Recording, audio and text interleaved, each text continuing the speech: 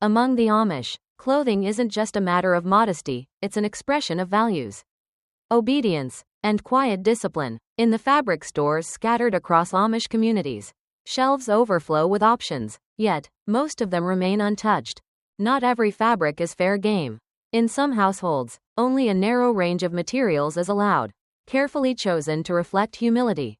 Rarely, a family might venture to a neighboring district, where the rules are a little more flexible. But even there, boundaries remain. The one word that determines everything in an Amish wardrobe? Fancy. To be labeled fancy is to be deemed inappropriate, too decorative, too worldly, too far from what is considered truly Amish. Some dresses seem plain at first glance. A muted color, a barely visible pattern, nothing loud, nothing showy. Yet even these can fall under quiet scrutiny. A dress like that might be accepted in many communities, even among the more conservative. Still, for some families, the color alone could be enough to cross a line. The fabric itself may be simple and unproblematic, but color speaks louder. While most Amish might accept a soft, neutral tone, others, especially those with stricter views, might reject it for appearing too modern.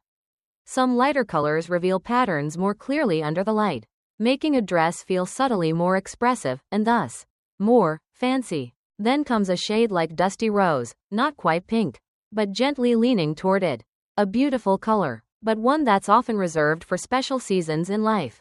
In many communities, this shade is off limits for young girls. Only during Rumspringa, the period of exploration at age 17, does it become a possibility. Even then, acceptance varies. Some mothers tolerate it with quiet disapproval. Others allow it only after a girl is married. And yet, this very color can be seen on dresses worn by older women, even grandmothers, in different Amish circles.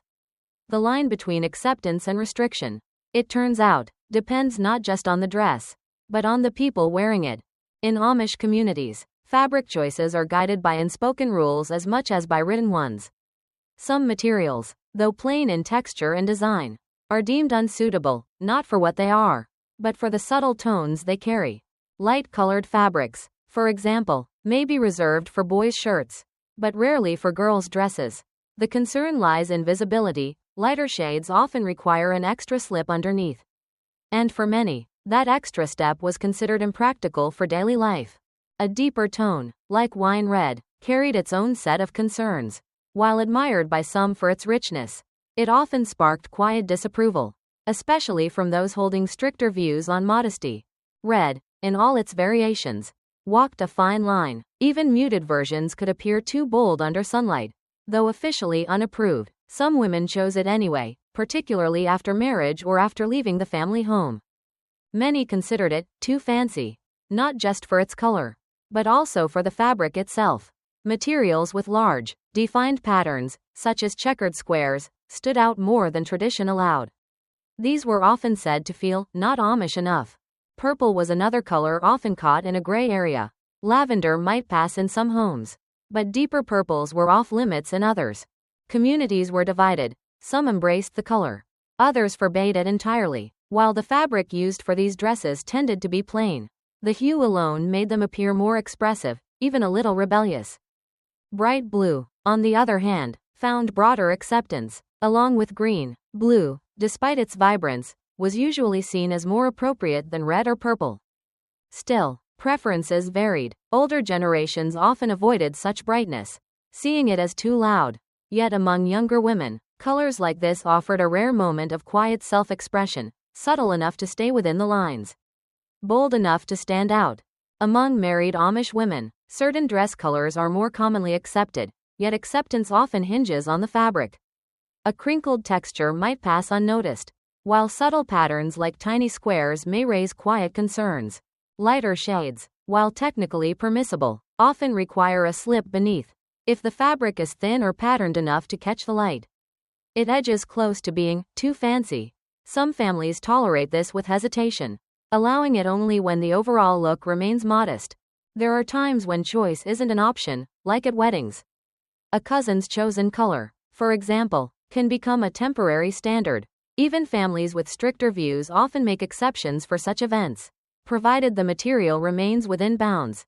Sleeve length plays a role too. Long sleeves are mandatory for church, where modesty is paramount. A bright, decorative dress, no matter how long, would be frowned upon in a setting meant for spiritual reflection.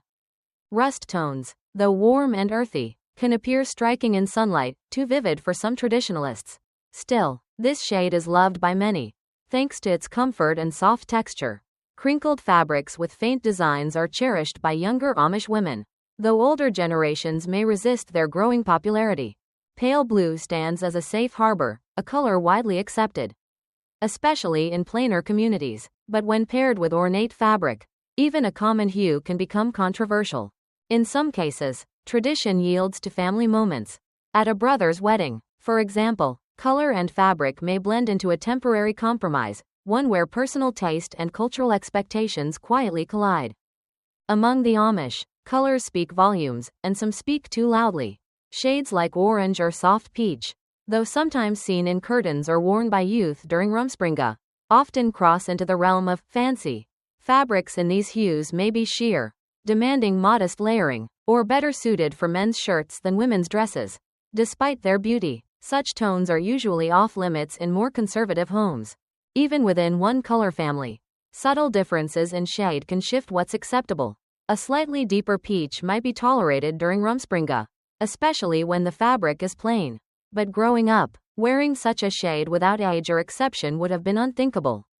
In contrast, greens and blues are the safe choices, ever present, widely embraced across Amish communities. Charcoal holds a special place, modest, universal, and worn by both men and women. While the fabric might have a visible pattern, the color itself is considered respectful and plain. Light pink, however, especially in women's clothing, is far more restricted. It might appear in a men's shirt or, rarely, in muted tones during Rumspringa. Lavender presents another gray area. This long-sleeved dress, modest enough for church, would still be debated in many congregations. While some churches disallow purple or lavender entirely, others weigh the fabric and shade more than the color name itself. Even in children's clothing, like a simple yellow dress, the same quiet rules apply. Yellow may brighten men's shirts or household items, but for curtains or women's wear, its approval often comes late, sometimes not until the late teens or after gaining more independence. Among the more delicate shades, pale yellow stands out, so light it nearly fades into cream when hung near sunlight. In the Amish world, yellow is rarely worn by women, especially after marriage. Its appearance is mostly limited to Rumspringa, and even then, the shade and fabric must tread carefully. Too bright or too sheer, and it quickly earns the label of being too fancy. Black, on the other hand, holds solemn significance. A black dress is essential, required when mourning the death of an Amish woman. Every woman is expected to keep one prepared, always, but it must be plain. A crinkled or textured black fabric might be deemed too elaborate. Simplicity in death is seen as a sign of humility, and the plain black dress is part of that final expression. What's allowed often comes down to a family's convictions. Parents set boundaries based on church expectations, but interpretations vary. Some may permit more variety during Rumspringa. Others remain strict regardless of age. In some households, fabric options are narrow, even when local Amish stores offer dozens. What one family views as acceptable, another may quietly forbid.